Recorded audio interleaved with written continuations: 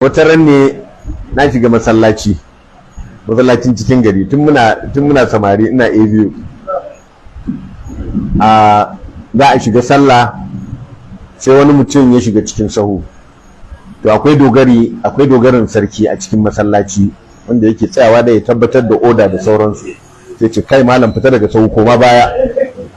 To ni kuma na ga ban gan shi da larura ba. Sai ya ce, malam, ba za ka fita ba, tsaya kai sallarka. Ya ce masa, sai ce, kai daga ni haka sai mu rasa sallar.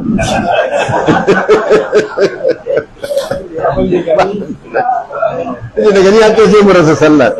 Sai ce, a baka isa ba. Sai na shiga sahu aka yi sallah, muna fitowa yana bakin kofa yana jira na. Sai na ce, haba wani, na san shi, na faɗi sunansa.